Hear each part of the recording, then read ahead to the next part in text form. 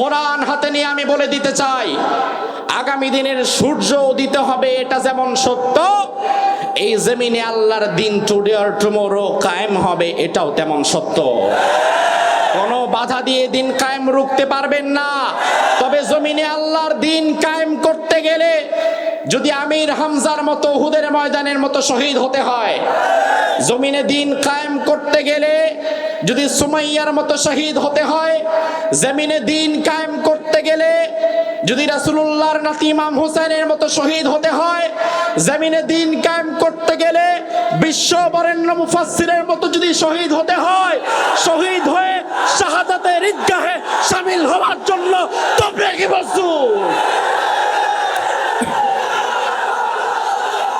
আল্লাহ তাআলা আপনাদেরকে কবুল করুক। বসেন বসেন, আমরা এখন দোয়া করব, আল্লাহ সুবহানাহু ওয়া তাআলা আমাদেরকে কবুল করুক। সবার জন্য দোয়া হবে। বসেন। আউযু বিল্লাহি মিনাশ শাইতানির রাজীম।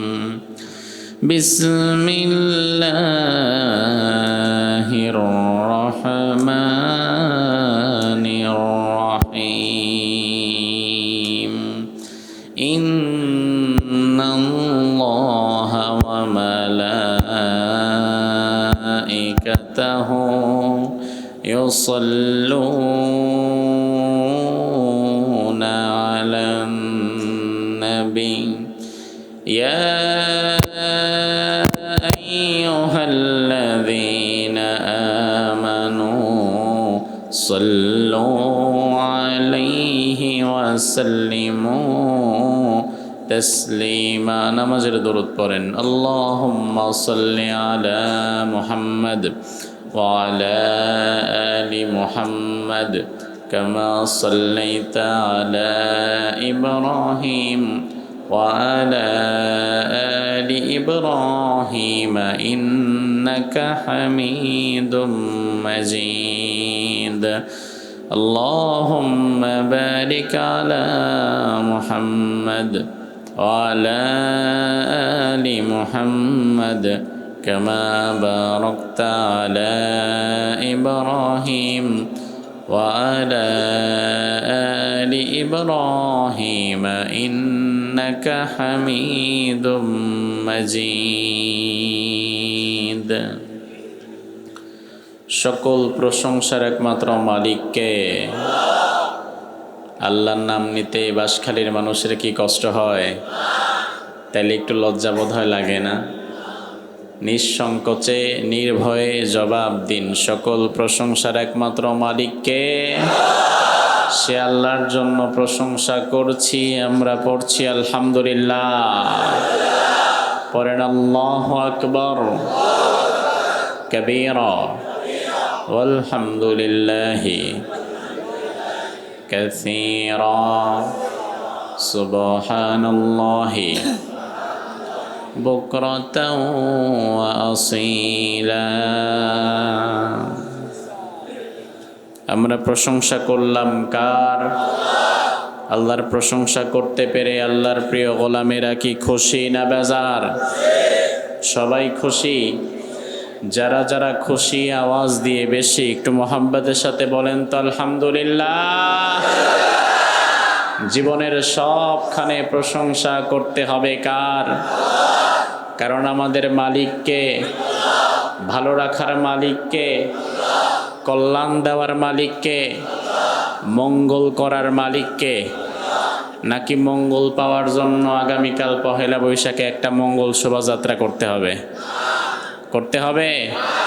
কারণ আমাদের বিশ্বাস, আমাদের ফেইথ, আমাদের ট্রাস্ট, আমাদের বিলিভ, আমাদের ঈমান, আমাদের ইয়াকিন, আমাদের আকীদা পরিষ্কার। আমাদের কল্যাণ অকল্যাণ, মঙ্গল অমঙ্গল সব কিছুর মালিক একজন। তিনি কে? মঙ্গল দেওয়ার মালিক কি পহেলা বৈশাখ? তো পহেলা বৈশাখে আমাদের দেশে কিছু মানুষ বাঙালি সংস্কৃতির নামে শিরিক করে, এমন মানুষ আছে না নাই? বাঙালি সংস্কৃতির নামে পহেলা বৈশাখের টপ টু বটম রাষ্ট্রীয়ভাবে শিরিক হয়। বোঝারও কেউ নাই, দেখারও কেউ নাই, বলারও কেউ নাই। এই যে আগামীকালই তো পহেলা বৈশাখ, আপনাদের অনেকের খবরও নাই, কিন্তু আবার কোটি কোটি মানুষ এই পহেলা বৈশাখে সেলিব্রেট করার জন্য আজকে রাত থেকে তারা প্রস্তুতি নেবে। ঢাকা শহরে সবচেয়ে বড় অনুষ্ঠান হয় পহেলা বৈশাখকে কেন্দ্র করে। রমনার বটমূলে ছায়ানট শিল্পী গোষ্ঠী, অনেক হাজার হাজার মানুষ। এই যে এখন যে সময়ে আপনারা আমার সামনে হাজার হাজার মানুষ বসে আছেন কোরআন শোনার জন্যে, যে ইয়াহিয়া তাকির আগে আব্দুল কাদের জিহাদি কথা বলেছে কোরআন থেকে শুনেছেন, এখন আমি বলবো কোরআন থেকে শুনবেন, আমার পরে হামজা ভাই কোরআন থেকে বলবে শুনবেন। এই কোরআনের কথা বলার জন্য যেমন চট্টগ্রামের হাজার হাজার মানুষ বসে আছে, ঠিক একই সময়ে আবার ঢাকার রমনার বটমূলে হাজার হাজার মানুষ সেখানে জড়ো হয়ে যাচ্ছে। আগামী দিন পহেলা বৈশাখকে সেলিব্রেট করবে। সূর্য ওঠার জন্য তারা অপেক্ষা করে। যখনই প্রথম সূর্যটা উদিত হয়, আগামী দিনের প্রথম সূর্যটা যখন উদিত হবে, তখন হাজার হাজার মানুষ একত্রে পহেলা বৈশাখকে বরণ করে নেওয়ার একটা গান গাইবে। পহেলা বৈশাখের দিন একটা গান বাজানো হয়। কি গান এটা? এসো হে বৈশাখ। বৈশাখকে ডাকে, এসো হে বৈশাখ, এসো এসো। বৈশাখ মনে হয় আর মামা। বৈশাখরে ডাকে, এসো হে বৈশাখ, এসো এসো। এই গান দিয়ে পহেলা বৈশাখ সেলিব্রেট করা হয়। এই গানের রচয়িতা রবীন্দ্রনাথ ঠাকুর, রবি ঠাকুরের লেখা গান। ইউনিভার্সিটিতে আমি যখন পড়েছি, রবি ঠাকুরের অনেক কবিতা, অনেক উপন্যাস, অনেক গল্প, অনেক গান, অনেক ছড়া আমি পড়েছি। রবীন্দ্রনাথ ঠাকুরের গল্প, গান, উপন্যাসকে আপনি দুই ভাগ করতে পারবেন। তার মূলত ছন্দের মূল উপজীব্য ছিল দুইটা বিষয়। এই দুই বিষয়ে সে কবিতা লিখত, গান লিখত। একটা হচ্ছে প্রেম, আরেকটা হচ্ছে প্রার্থনা। প্রেম অথবা প্রার্থনা ছাড়া রবি ঠাকুরের কোনো গান পাবেন না। কিন্তু এদিক দিয়ে নজরুল ব্যতিক্রম। নজরুলের শুধু প্রেম আর প্রার্থনা না, প্রেম, বিরহ, প্রার্থনা, সুদ্ধা, ঈদের গান পর্যন্ত, যুদ্ধের গান যা আছে, নজরুল যেখানে কলম ধরেছে সেখান থেকে সফলতা পেয়েছে। আর রবীন্দ্রনাথ ঠাকুর শুধু প্রেম অথবা প্রার্থনা, এই দুই বিষয়ের বাইরে তার কোনো গান নাই। রবীন্দ্রনাথ ঠাকুরের প্রেম অথবা প্রার্থনা ছাড়া যেহেতু কোনো গান নাই, এসো হে বৈশাখ, এসো এসো, এটা তো প্রেমের গান না, এটা মূলত প্রার্থনার গান। বৈশাখকে ডাকতেছে, আসতে বলতেছে। শুধু তাই না, এই গানের মধ্যে রবি ঠাকুর লিখছে, মুছে যাক গ্লানি, ঘুচে যাক জরা, অগ্নিস্নানে সূচি হোক ধরা। এই গানের একটা অংশ। এখন আমাদের হাজার হাজার মুসলমান যুবক সন্তান, যুবক যুবতীরা এই গান গায়। এই গান গাওয়ার মধ্য দিয়ে কোন ফাঁক দিয়ে যে ইমান চলে যায় টেরও পায় না। কেন ইমান চলে যায় দেখেন, মুছে যাক গ্লানি, গুছে যাক জরা। যত দুঃখ দুর্দশা আছে আমাদের সব দূর হয়ে যাক, ভালো কথা, কিন্তু দূর হয়ে যাক আমরাও চাই, কিন্তু দূর করার মালিককে। এরপরে রবি ঠাকুর লিখছে, অগ্নি স্নানে সূচি হোক ধরা। অগ্নি মানে আগুন, স্নানে মানে গোসলে, সূচি মানে পবিত্র, ধরা মানে পৃথিবী। অর্থাৎ রবি ঠাকুর লিখছে, আগুন দিয়ে জ্বালিয়ে পুড়িয়ে এই পৃথিবীটাকে তুমি পবিত্র করে দাও। আমার ভাইরা ভালো করে বুঝবেন, আগুনে জ্বালিয়ে পুড়িয়ে পবিত্র করা, এই ইয়াকিন, এই বিশ্বাস কি আমাদের নাকি হিন্দু ভাইদের? হিন্দু ভাইদের বিশ্বাসের প্রতি আমি শ্রদ্ধা রেখেই বলছি, আপনার ধর্ম বিশ্বাস আপনার কাছে আলহামদুলিল্লাহ, ওই বিষয়ে আমার কোনো সে নাই। কিন্তু আমার ধর্মীয় বিশ্বাস হচ্ছে আগুন দিয়ে জ্বালিয়ে পুড়িয়ে দেওয়ার মাধ্যমে কখনো পবিত্র হয় না। এটা আমার ধর্ম আমাকে শেখায় নাই, বরং আমার ধর্ম শিখিয়েছে পবিত্রতার জন্য প্রয়োজনে ওযু করবা, আরো বড় পবিত্রতার জন্য প্রয়োজনে গোসল করবা।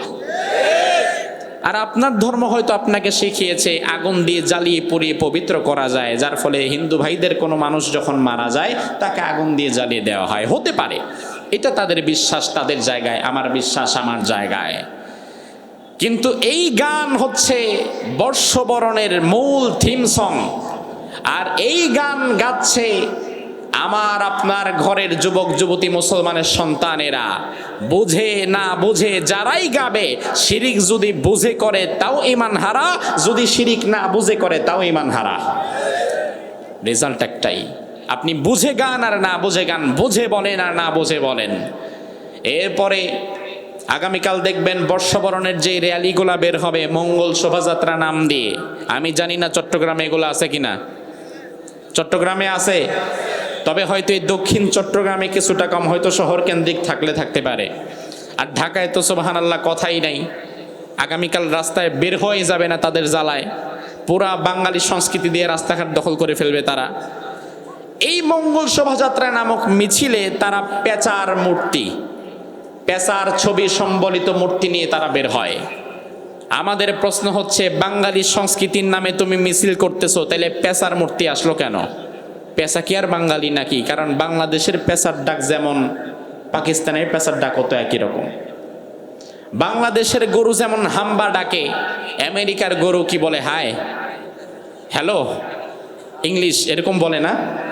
না, দুনিয়ার সব জায়গায় পশু প্রাণীর ভাষা তো এক। তাইলে বাঙালি সংস্কৃতির মধ্যে তুমি পেঁচার মূর্তি ঢুকাচ্ছ কেন? বলে এটা বাঙালি সংস্কৃতি। আমরা বললাম না, পশু প্রাণী তো বাঙালি সংস্কৃতি হতে পারে না। কিন্তু আমরা ভেতরের তথ্য খুঁজতে গিয়ে দেখি হিন্দুদের ধর্মবিশ্বাস, হিন্দু ভাইদের ধর্মবিশ্বাস হচ্ছে মঙ্গল অমঙ্গল, কল্যাণ অকল্যাণ, ভাগ্যের মালিক হচ্ছে লক্ষ্মী দেবী। এটা হিন্দুদের ধর্মবিশ্বাস, আমাদের না, হতে পারে তাদের। আর লক্ষ্মী দেবীর বাহন হলো পেঁচা, এই জন্য তারা বলে লক্ষ্মী পেঁচা। তো মঙ্গল শোভাযাত্রা নাম দিয়েছে, সেখানে পেঁচার মূর্তি ঢুকিয়েছে। ইনডাইরেক্টলি বোঝাতে চাচ্ছে, মা লক্ষ্মী তোমার বাহন রেডি, তুমি এসে সওয়ার হও আর আগামী বছরটা আমাদের জন্য কল্যাণ এবং মঙ্গলের করে দাও। অথচ মুসলমান জবাব দেন, কল্যাণ অকল্যাণ, মঙ্গল অমঙ্গল দেওয়ার মালিক কে? কে? কারণ আমার আল্লাহ বলেছেন, ওয়াইয়ামসাসকাল্লাহু বিযুররিন ফালা কাশিফা লাহু ইল্লা হু وَإِن يُرِدْكَ بِخَيْرٍ فَلَا رَادَّ لِفَضْلِهِ।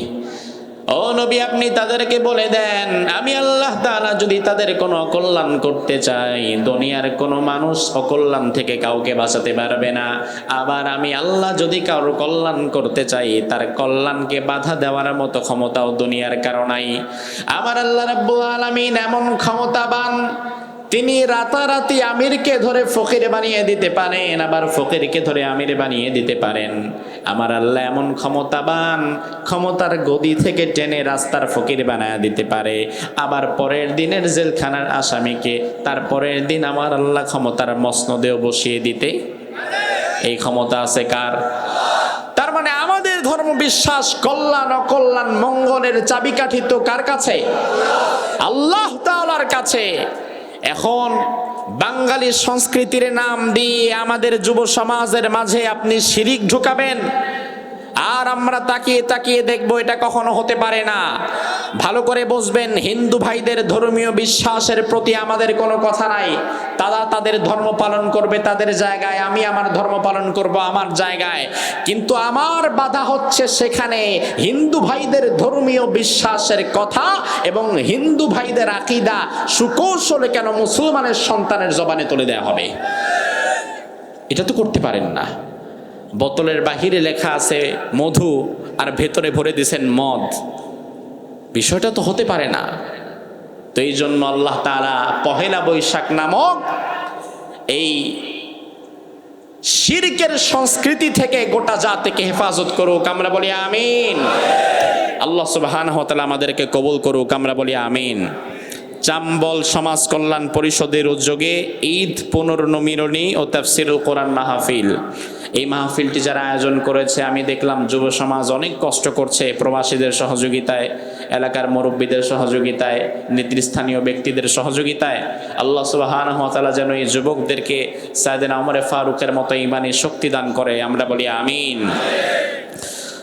এখানে আমার আগে অনেক ওলামা হযরত কথা বলেছেন, বিশেষ করে কথা বলেছেন মাওলানা আব্দুল কাদের জিহাদি ভাই, এবং এরপরে আমার পরপরেই কথা বলবেন আপনাদের কাঙ্ক্ষিত ব্যক্তি, কাঙ্ক্ষিত মেহমান, আমাদের ভালোবাসার মানুষ মুফতি আমির হামজা ভাই। আপনারা ইনশাআল্লাহ তাআলা এতটুকু নিশ্চিত থাকেন, ইনশাআল্লাহ তাআলা মুফতি আমির হামজা ভাই আসবে, তিনি আপনাদের সামনে কথা বলবেন এবং খুব শীঘ্রই আসবে ইনশাআল্লাহ। ধৈর্য ধরতে পারবেন তো ইনশাআল্লাহ?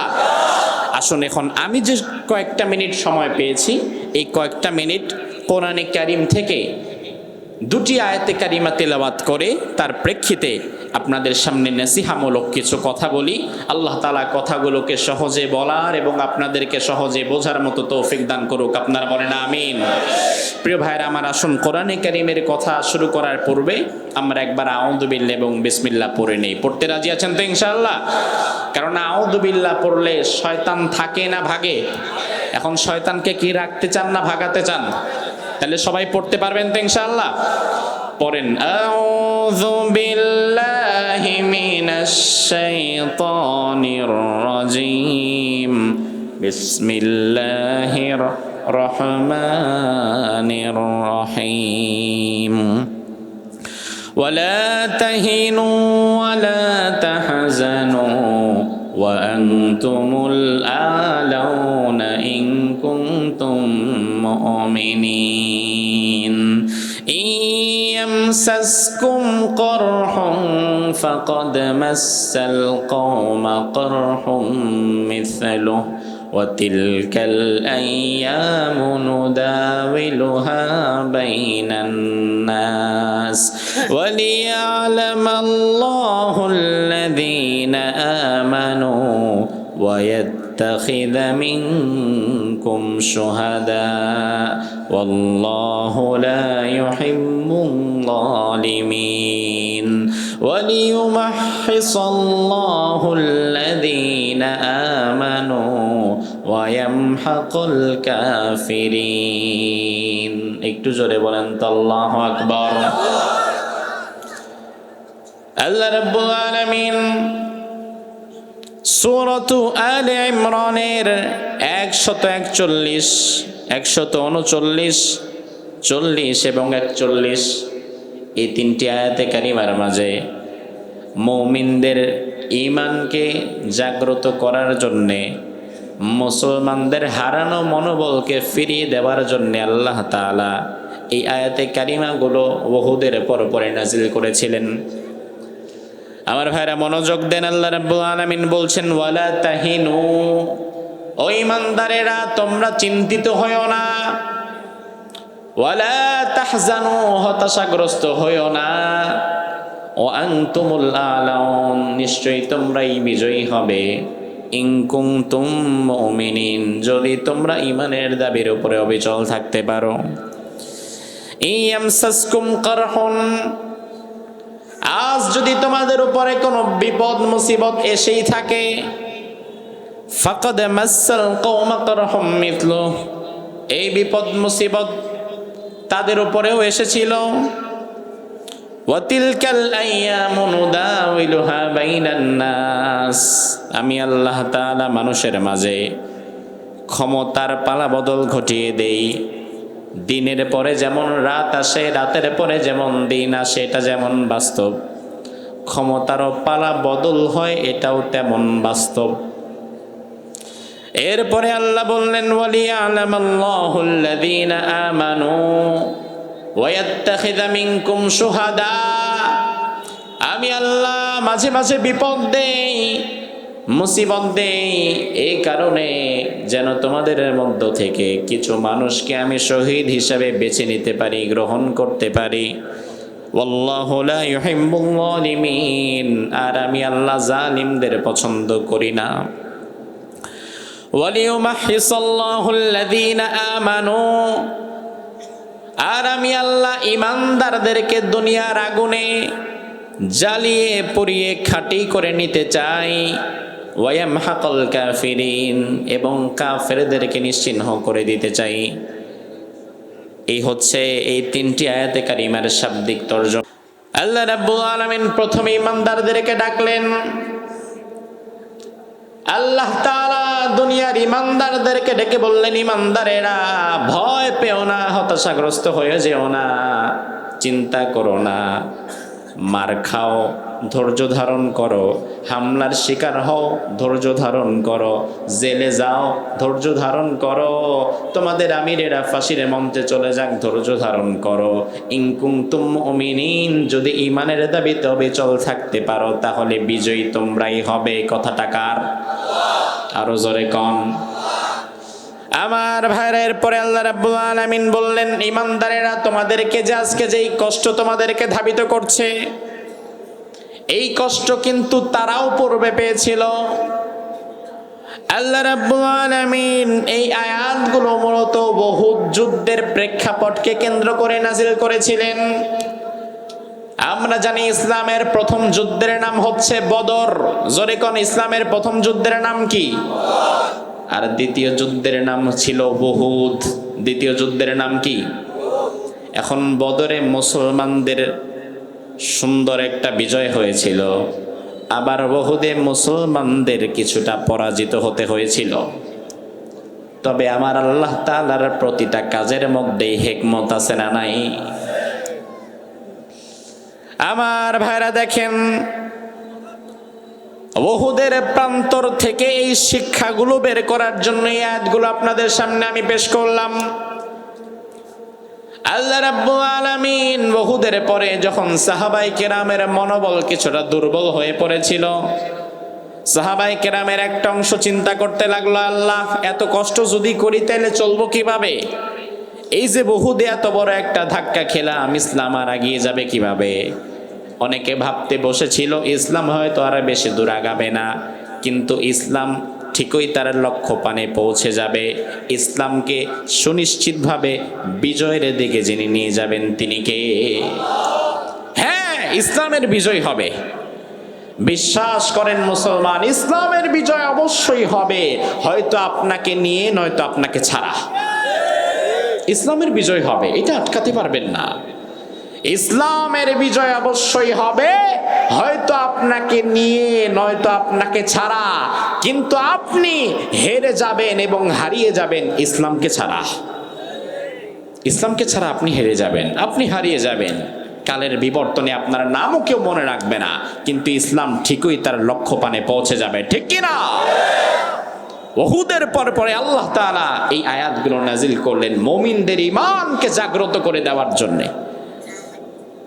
আজ গোটা দুনিয়ার বিভিন্ন প্রান্তে দুনিয়ার কুফফার শক্তি একত্রিত হয়ে দুনিয়ার বিভিন্ন প্রান্তে তারা নতুন নতুন উহুদের প্রান্তর তৈরি করে রাখছে।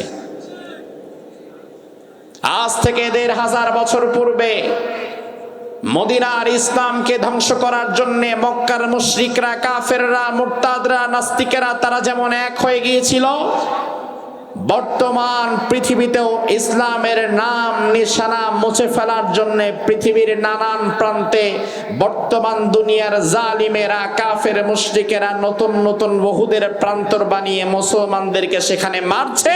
আর বর্তমান দুনিয়ার অন্যতম বড় উহুদের প্রান্তর হচ্ছে বর্তমান ফিলিস্তিন। এমন কোন দিন যায় না, এমন কোন রাত আসে না যেই দিনে যেই রাতে ফিলিস্তিনে কোনো না কোনো মায়ের বুক খালি হচ্ছে, কোনো না কোনো বাবার সন্তান দুনিয়া থেকে বিদায় হচ্ছে। এমন কি ঈদের দিনটা পর্যন্ত না, যেই ঈদের দিনে আপনি আমি হয়তো নামাজ পড়ে ফিন্নি পায়েস খেয়ে ঘুমিয়ে যাই, আনন্দ উল্লাস করি। আরে আপনার আমার যুব সমাজ ঈদের আগের চান রাতে যখন আতশবাজি আর পটকা ফোটাতে ব্যস্ত, তারাবাতি আর ছোট ছোট বোম ফোটাতে ব্যস্ত, ঠিক ওই সময় প্যালেস্টাইনের হাজারো যুবক কামানের গোলার সামনে আল্লাহর জন্য নিজের জীবন দিয়ে দিতে প্রস্তুত থাকে। তাদের ঈমান আর আমাদের ঈমানের মধ্যে কতটা ডিফারেন্স চিন্তা করা যায়।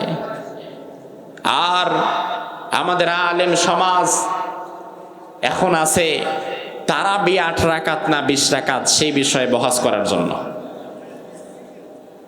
অবাক হয়ে গেলাম আমি, লজ্জা থাকা দরকার আলেমদের। গতকাল আমরা দেখলাম দুই মতের ভিন্ন ধারার দুইজন আলেম, আমি নাম নিলাম না, দুইজন ফেসবুক গরম করে ফেলেছে যে তারাবি ৮ রাকাত না ২০ রাকাত, এটা নিয়ে ঝগড়া হবে, ডিবেট হবে, বহাস হবে, দেখবো কোন গ্রুপ জিতে। অথচ তারাবি কি এখন আছে না গেছে? বোঝে না কথা। এখন কি আর তারাবি পড়ি আমরা? রমজান শেষ, তারাবিও, কিন্তু এখনো তাদের আক্রমণাত্মক মনোভাব শেষ হয় নাই। আমি একজনকে বললাম, ভাই ঘটনা কি? রমজান তো শেষ, এখন আবার নতুন করে ৮ না ২০ সেই পেঁচাল উঠাইলো কেন? কয় হুজুর, আল্লাহ তো বলছে রমজান মাসে মুখ খারাপ করা যায় না, গালিগালাজ করা যায় না, এই জন্য বাহাসটা রমজানের পরেই দেওয়া লাগে যেন গালিগালাজ ইচ্ছা মতো করা যায়। আসলেও দেখলাম তাই। আপনি দেখবেন বাহাস করে, ডিবেট করে, একে অপরকে আক্রমণাত্মক বক্তব্য দেওয়ার মাধ্যমে কোনোদিন কোনো বিষয়ের সমাধান আসে না। গতকাল যারা বাহাস করেছে, 2 ঘন্টা টানা বাহাস হয়েছে, হাজার হাজার লোক লাইভে সেই বাহাস দেখেছে। 2 প্রান্তে 2 হুজুর বসে আছে এতগুলা কিতাব নিয়ে, এক হুজুর একটার পর একটা 8 রাকাতের পক্ষে দলিল দিচ্ছে, আরেক হুজুর অপর প্রান্ত থেকে একটার পর একটা 20 রাকাতের পক্ষে দলিল দিচ্ছে। 2 ঘন্টা বাহাসের পরে রেজাল্ট হইল ড্র, অর্থাৎ তার মত তার কাছে, তার মত তার কাছে। 8 রাকাতওয়ালা 8 রাকাত নিয়ে খুশি, 20 টাকাতওয়ালা 20 টাকাত নিয়ে খুশি, কেউ কারো মত গ্রহণ করে নাই। তে লাভ কি? লাভ কি? হুদাই 2 ঘন্টা পেশাল পারলেন কেন? শুধু 2 ঘন্টা এক পক্ষের আলেম আরেক পক্ষের আলেমের বিরুদ্ধে কথা বললেন কেন? মুসলমান, যে সময় প্যালেস্টাইনে হাজার হাজার মুসলিম দুনিয়া থেকে বিদায় হয়ে যাচ্ছে, ওই সময়ে বসে যারা তারাবি 8 না 20, নাভির নিচে হাত নাও পরে, আমিন জোরে না আসতে, শিয়া না সুন্নি, হানাফি না লামাযহাবি, এই সমস্ত বিষয় নিয়ে যারা বিতর্কে লিপ্ত হয়, আল্লাহর কসম করে বলি তারা মুনাফিক হয়ে গেছে। লজ্জা থাকে দরকার। তারা বেঁচে গেছে যে আজকে সালাউদ্দিন আইয়ুবীর মতো বীর মুজাহিদ দুনিয়াতে নাই।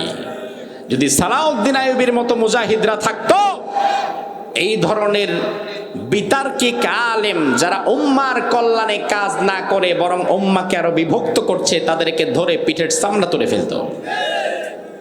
আলেমদের ভূমিকা হবে কোমল তুলার মতো। আমার ভাই 8 রাকাত পরে, এই পাশের ভাই, এই পাশের ভাই পরে 20 রাকাত।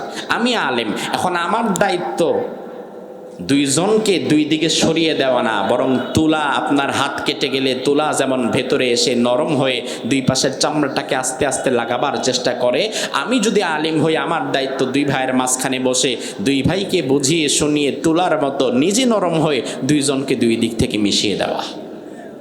কথা কয় না? আর সেখানে আলেম হয়ে গেছে বরং নিজেই দাঁড় বঠি লাগাবে তো দূরের কথা, নিজেই কোপ একটা মেরে আরো দূরে সরায় দেয়। এটা আলেমের বৈশিষ্ট্য না। আমার ভাইরা লক্ষ্য করেন, উহুদের ময়দানে আল্লাহ রাব্বুল আলামিন আমাদের জন্য বড় বড় 5টা শিক্ষা রেখেছেন। এই 5টা শিক্ষা যদি বর্তমানের মুসলমানেরা কোরআন এবং হাদিস থেকে, উহুদের প্রান্তর থেকে নিজেদের জীবনে নিতে পারে, তাহলে উহুদের ময়দানের মার খাওয়ার পরে সাহাবায়ে কেরামকে আল্লাহ তাআলা পরবর্তীতে আবার যেমন বিজয় দিয়েছিলেন, আল্লাহ তাআলা বর্তমানে আমাদেরকেও তেমন বিজয় দিতে পারেন। তবে তার জন্য দরকার হচ্ছে উহুদের ময়দানের দিকে তাকান। কেননা বর্তমান পৃথিবীতেও নানান প্রান্তে উহুদের ময়দান কাফেররা তৈরি করে রেখেছে।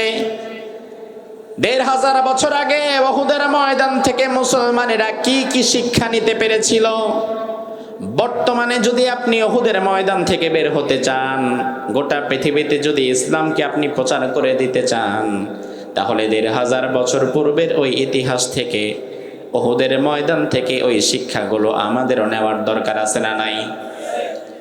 ভালো করে বুঝবেন কথাগুলো, গবেষণামূলক কথা। উহুদের ময়দান থেকে মূলত আমরা আজকে 5টা শিক্ষা বের করব। জোরে কোন কয়টা? চট্টগ্রামবাসী জবান খুলে বলেন, কয়টা শিক্ষা? উহুদের ময়দান থেকে 5টা শিক্ষা আজকে আপনি আপনার ভেতরে গেঁথে নিয়ে যাবেন। সারা জীবন উহুদের বস শুনেছেন, কেঁদেছেন, চোখের পানি ফেলেছেন। চোখের পানি ফেলা বাদ দিয়ে এখন মানসিকভাবে চিন্তা করেন, বুদ্ধি দিয়ে বিচার বিশ্লেষণ করেন এবং শিক্ষা বের করেন। কারণ আমাদের মূল সমস্যা হয়ে যায় আবেগকে কাজে লাগাই, বিবেককে কাজে লাগাতে পারি না, যার ফলে শিক্ষাটা বের করতে পারি না। উহুদের ময়দান থেকে প্রথম শিক্ষা হচ্ছে আল্লাহ তাআলা পূর্ববর্তী বছরে বদরের যুদ্ধে মুসলমানদেরকে বিজয় দিয়েছিলেন কে? আর বিজয় যখন হয়েছিল তখন সময়টা ছিল সুসময়। মুসলমানেরা আলহামদুলিল্লাহ অনেক গনিমতের মাল পেয়েছিল। গনিমতের মাল পেয়ে গরিব মুসলমানেরা ধনী হয়ে গিয়েছিল, ব্যবসাপাতি করে টাকা পয়সা হয়ে গিয়েছিল, এবং মুসলমানেরা অল্প সংখ্যক অধিক সংখ্যক কাফেরের বিরুদ্ধে যুদ্ধ করে জিতে গিয়েছিল। যার ফলে ওই সময়টা ছিল মুসলমানদের জন্য চমৎকার একটি সুসময় এবং ইসলামের দিকে দলে দলে মানুষ অগ্রসর হচ্ছিল। ইসলামের জন্য সব সময় সুসময় থাকবে বিষয়টা এমন নয়, বরং আল্লাহ তাআলা চাহিদু মাঝে মাঝে কখনো কখনো সুসময়ের কাঁটাকে ঘুরিয়ে অসময়ও দিতে পারে, দুঃসময়ও দিতে পারে। এটা আল্লাহ তাআলা দিবেন এবং দিতেই পারেন, এবং দেওয়াটাই যুক্তিযুক্ত। কেন সেটা আপনাকে আমি বোঝাই। আল্লাহ রাব্বুল আলামিন বদরের ময়দানে মুমিনদের সুসময় দিয়েছিলেন, ঠিক কিছুদিন পরে উহুদের ময়দানে আবার দুঃসময় দিয়ে দিলেন। তার কারণ হচ্ছে আমার আল্লাহ রাব্বুল আলামিন মুমিনদের ঈমানটাকে পরীক্ষা করে নিতে চাইলেন। আমাদের বাংলায় একটা কথা আছে, সুসময় বন্ধু বটে অনেকেই হয়, অসময়ে হায় হায় কেউ কারো নয়। যখন ইসলামের সুসময় চলতেছে তখন তো কে মুমিন আর কে মুনাফিক চেনাও যায় না।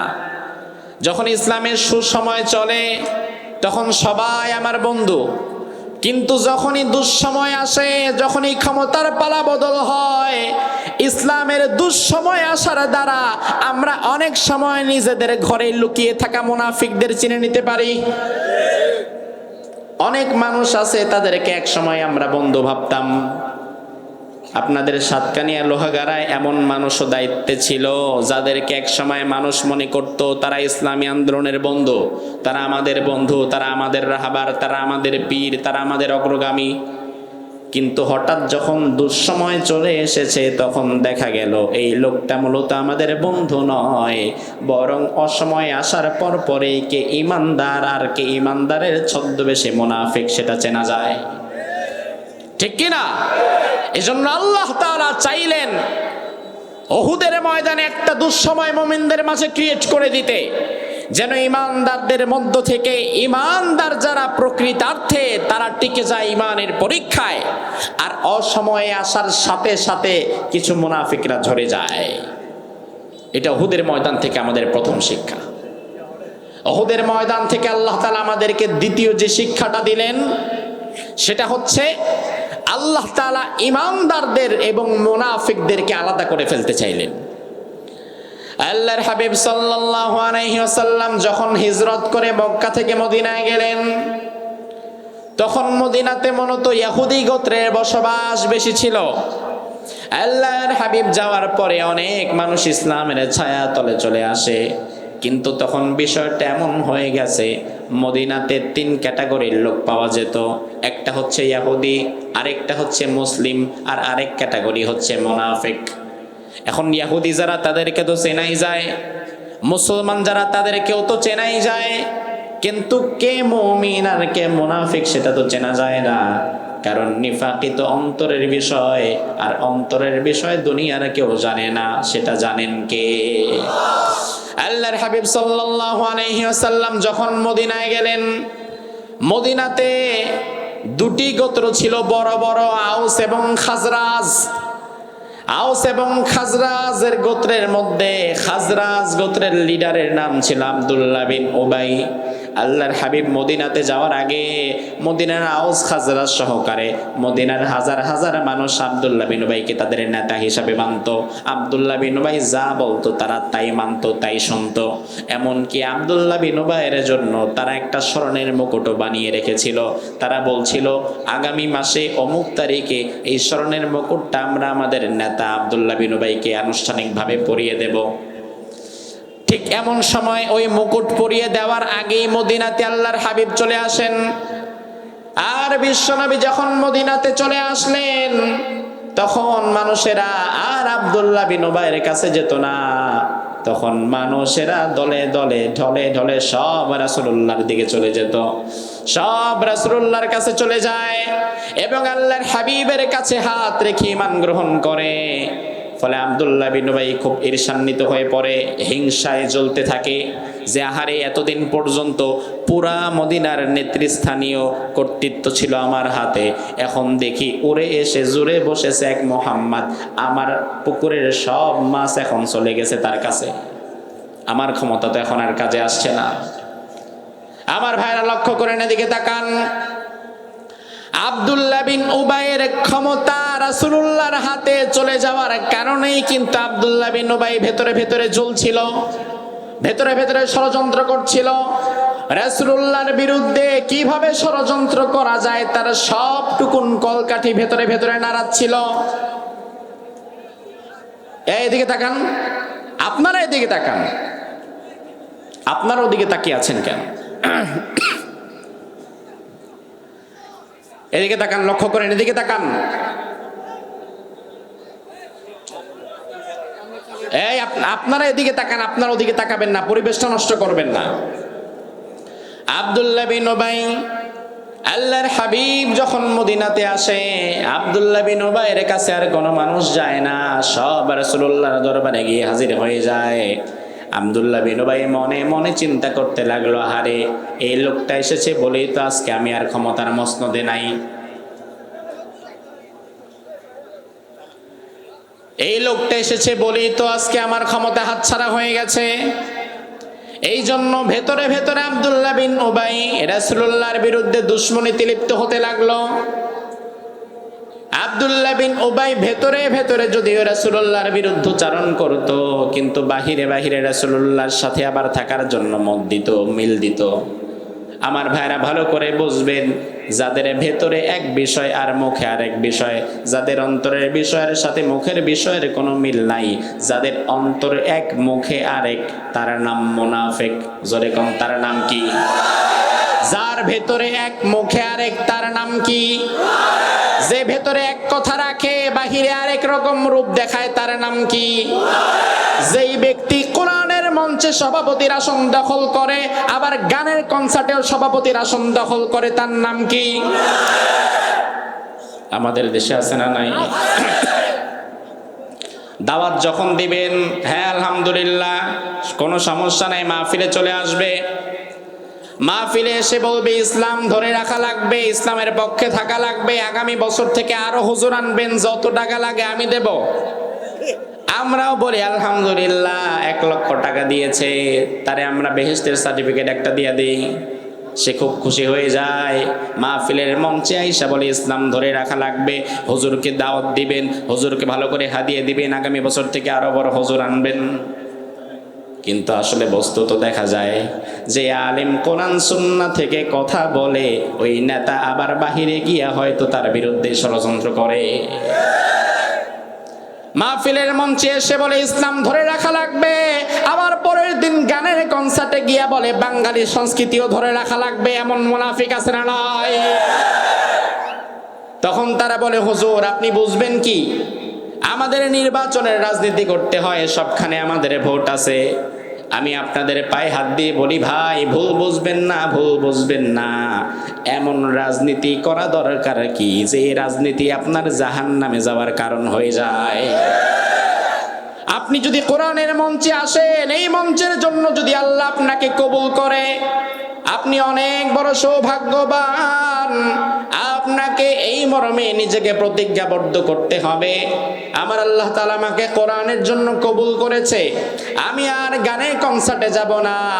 পরের দিন যখন এলাকার খারাপ ছেলেরা গানের কনসার্টের আয়োজন করার জন্য আপনার কাছে আসবে, আপনাকে প্রধান অতিথি করতে চাইবে, আপনার কাছ থেকে টাকা পয়সা নিতে আসবে, আপনি তখন বলবেন আমি কোরআনের মঞ্চে গিয়ে বসেছি, আমি ওয়াদা করেছি গানের কনসার্টে আমি আর সভাপতি হতে পারবো না, তোমাদেরকে টাকা দিতে পারবো না, তবে তোমরাও যদি তাদের মতো দিনের কোনো আয়োজন করো, কোনো বড় আলেমকে দাওয়াত দাও, আমি তোমাদের সাথেও থাকবো।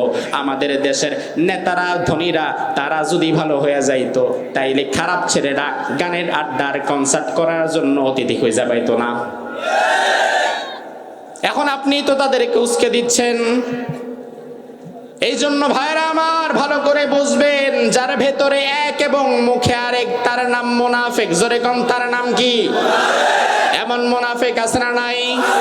আল্লাহর হাবিব সাল্লাল্লাহু আলাইহি ওয়াসাল্লামের সময় সবচাইতে বড় মুনাফিক ছিল, নাম আব্দুল্লাহ বিন উবাই। নাম কি? আব্দুল্লাহ বিন উবাই আল্লাহর হাবিবের সাথে নামাজ আদায় করত, রাসূলুল্লাহর সঙ্গে সব জায়গায় যেত। আবার ভেতরে ভেতরে ছিল মুনাফিক, ইসলামের দুশমন। আল্লাহর হাবিব তার কথা শুনে বুঝতেও পারতেন না। আল্লাহর হাবিব তাকে অনেক বেশি ভালোবাসতেন, তাকে অনেক বেশি বিশ্বাস আল্লাহর হাবিব করতেন। আল্লাহ রাব্বুল আলামিন যখন উহুদের ময়দান প্রস্তুত হয়ে গেছে, উহুদের ময়দানে আবু সুফিয়ান যখন 3000 সশস্ত্র কাফের নিয়ে মদিনা আক্রমণের জন্য উহুদ পাহাড়ের প্রান্তরে চলে এসেছে, আল্লাহর হাবিব তখন দেখলেন এখন তো আর কোনো উপায় নাই। আল্লাহর হাবিব তখন বিশেষ সাহাবীদেরকে নিয়ে একটা পরামর্শ সভা ডাকলেন, রুদ্ধদ্বার বৈঠক। আল্লাহর হাবিবের লক্ষ লক্ষ সাহাবীদের মধ্য থেকে আল্লাহর হাবিব বাছাইকৃত মাত্র 10 জন সাহাবীকে নিলেন। তোমরা 10 জন আসো, এই ঘরে বসো, এই ঘরে আর কেউ আসবা না, তোমাদেরকে নিয়ে আমি বৈঠক করব, পরামর্শ করব। আল্লাহর হাবিব 10 জন বাছাইকৃত সাহাবীকে ডাকলেন পরামর্শ করার জন্য, কিভাবে যুদ্ধ করা যায়, কিভাবে কি করা যায়। ওই 10 জন বড় বড় সাহাবীদের মধ্যে আল্লাহর হাবিব আব্দুল্লাহ বিন উবাইকেও রাখলেন। অর্থাৎ আল্লাহর হাবিব বুঝতেই পারেন নাই যে আমার সাহাবীদের মধ্যে এত বড় একটা মুনাফিক ঢুকে আছে। আল্লাহর হাবিব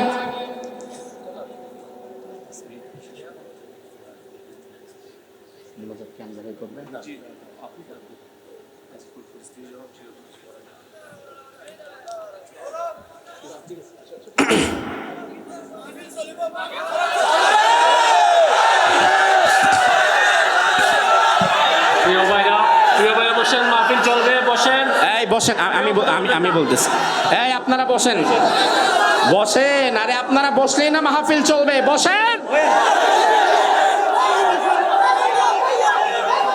এই লিল্লাহি তাকবীর, লিল্লাহি তাকবীর। আল কোরআনের আলো, আল কোরআনের আলো। তোমার নেতা আমার নেতা। বসেন, সবাই বসে পড়েন, মাহফিল চলবে, বসেন, বসেন। ঈমানের দাবি থেকে আপনাদের কাছে হাত জোর করে বলছি, বসেন, বসেন, বসেন, বসেন। দাঁড়িয়ে থাকবেন না, বসেন, বসেন। এই ভাইরা বসে পড়েন, আমার ভাইরা লক্ষ্য করেন। এই মুনাফিকদের থেকে আল্লাহ তাআলা ঈমানদারদেরকে আলাদা করতে চাইলেন। এজন্য আল্লাহ তাআলা উহুদের প্রান্তর সৃষ্টি করে দিয়েছিলেন। আজও আমাদের উপরে যেই বিপদ মুসিবত আসে, যেই অসময় আসে, আমরা বুঝতে পারি আল্লাহ তাআলা আমাদেরকে ভালোবাসেন এবং আমাদের থেকে আল্লাহ তাআলা মুনাফিকদেরকে চিহ্নিত করার জন্যই হয়তো অসময়টা দিয়েছেন।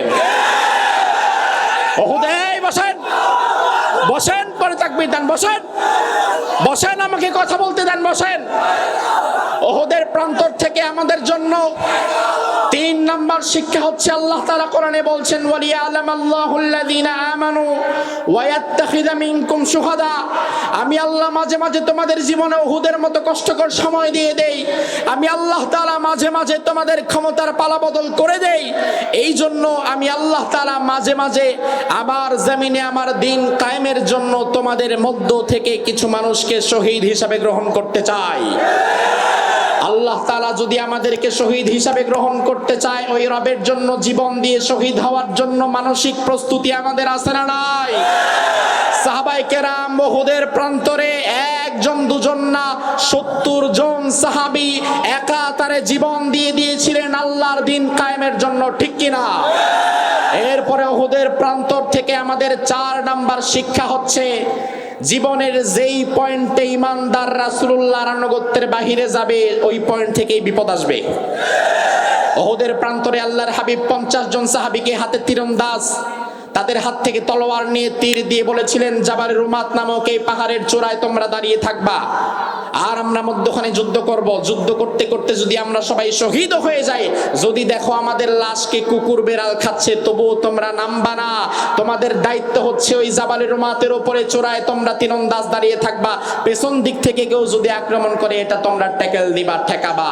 ওই সাহাবীরা বোঝেন, ওই সাহাবীরা এক সময়, ওই সাহাবীরা যখন দেখলো যুদ্ধের প্রথমার্ধে যুদ্ধ প্রায় শেষ হয়ে যাবে, ওই 50 জন সাহাবীর আমির ছিল আব্দুল্লাহ বিন জুবায়ের আনসারী।